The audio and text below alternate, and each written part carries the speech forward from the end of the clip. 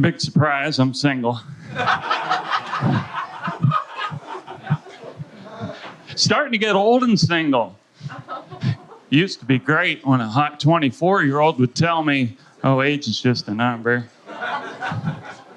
It's not so great now when a 64-year-old says it. The dating scene for me is like hanging out in the woods. I got to watch out for cougars. Because in my 30s, I was surprised to find a lot of gals in their 20s were into older men. In my 40s, I find they have their limits.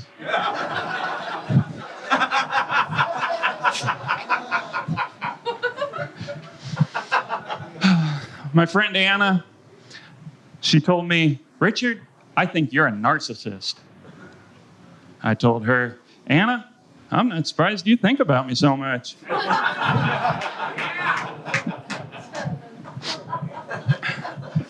I am single, and you would think that it'd be easy to date these days with all the dating apps and sexting. I hate sexting.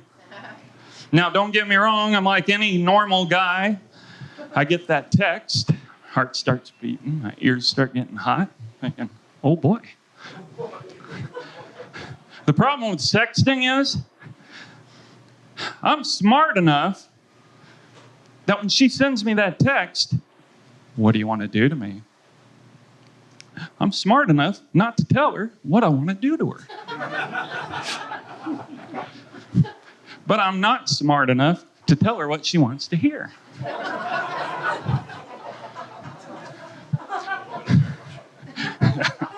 Exactly.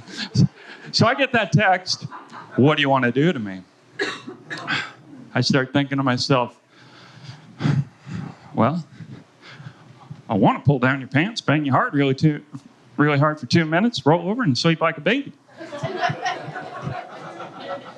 Now I know not to say that. So I got to think about it. Let's see. Brush your hair back. Kiss you gently on the neck. Send. I'm waiting. Man. Ding. Go on. Yes. All right. Get my hands on them big juicy boobs. Send. Nothing. Nothing. Nothing. I mean,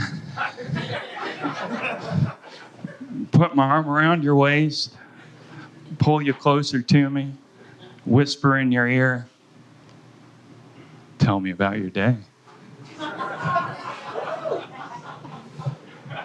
Now I know you're thinking, well, aren't you? You know what you're doing. No, I had to Google that. Still not confident to try it. Yeah, so I just get used to being single and I focus on the benefits. And it's really not that bad. I'm not bitter, I'm not depressed. I kind of enjoy being single because I focus on the benefits. And there are some. For instance, I can drive however I want. I don't have somebody in the passenger seat telling me, slow down, watch out for those kids. I win every one of my arguments.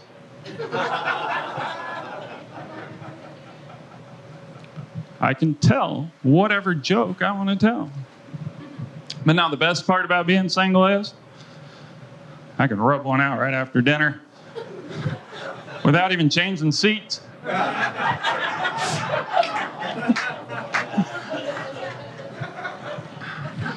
So because I'm single, I live off grid. I live a simple life. I got tons of time to kill. So I watch a lot of movies. I recently watched Good Will Hunting. That's a good movie.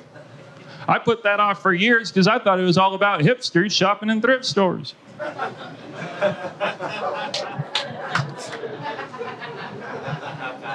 I watched this whole series of movies bunch of movies. It was all about this little girl who grew up to be really hot. And that whole series, it was called, oh, shoot. Oh, yeah, Harry Potter.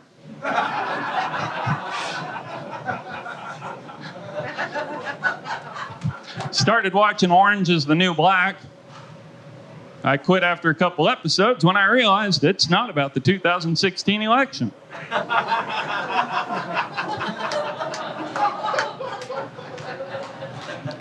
I found out Free Willy is not a documentary about Pee Wee Herman.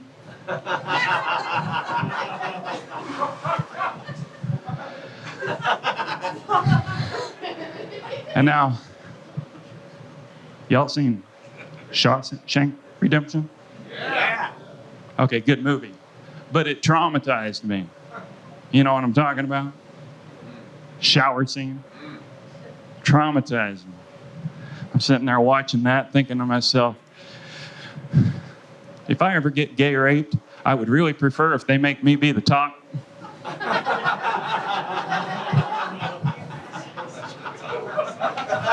I don't know if it would work. How would you do that?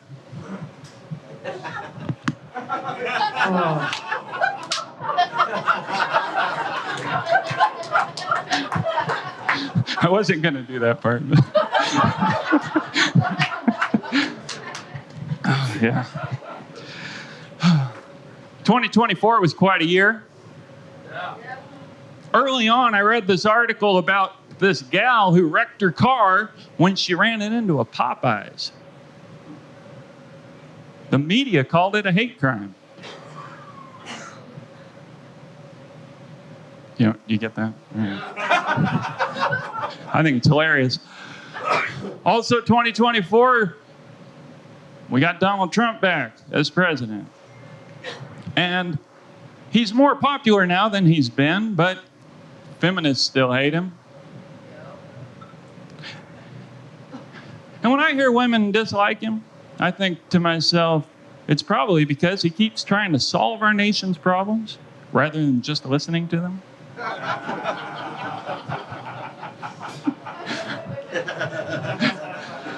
All right, so I like to make fun of myself for being single.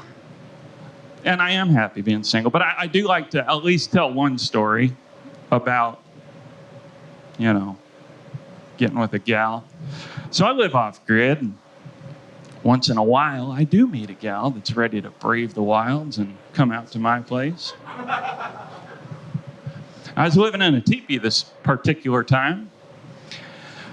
She and I were inside practicing the ancient ways. Naked and going at it. And I thought of a really good joke. But I didn't want to tell the joke, given the circumstances. But I also had to, given the circumstances. So she and I were in there going at it. And I tell her, oh, yeah. Oh, yeah. Oh, you're way better than the goat.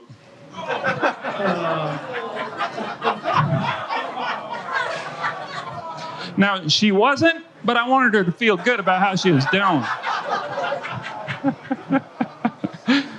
All right, I'll leave you on that. And just like that. Thank you, everybody. Come over here, you. It's nice to see you again. You're just different. I was holding back on those. So, all right, off-grid. Explain to me off-grid. Oh, yeah. So off-grid is a pretty blanket term. It means a lot of different things. But for me, it means that I don't have power. I use solar power. I bathe in the creek. Let's see. That's about it. That's about it. Okay. Yeah. Well, I can appreciate that. So, so you were a country musician. Yes, I used to do country music, Johnny Cash type music. Okay. Up until about what, 10 years ago? Well, I mean, I kind of still do it, but I kind of gave it up about 5 or 6 or 7 years ago. How are you doing? How am I doing? Yeah, I'm doing great. that's right. That's right. So you've been traveling for what? Like, I would say like a year, like off and on you go home, but then you go and you try to pick up gigs. Oh, yeah. I was home most of last year. Okay. But doing gigs from home. Yeah, so this time around, he showed up, he had a great set, and, we decided to not say allow, but like, hey, yeah, we have an opportunity. So this is your first taped, not so much special, so much as that you now have a reel that you can use to book. Yes, and that's something I've been needing. I want to up my booking, and a lot of clubs have told me they want a professional level recording. So this has been a huge blessing, and that he let me come. Ladies and gentlemen, Richard Harleman. Thank you, sir. Yeah, thanks.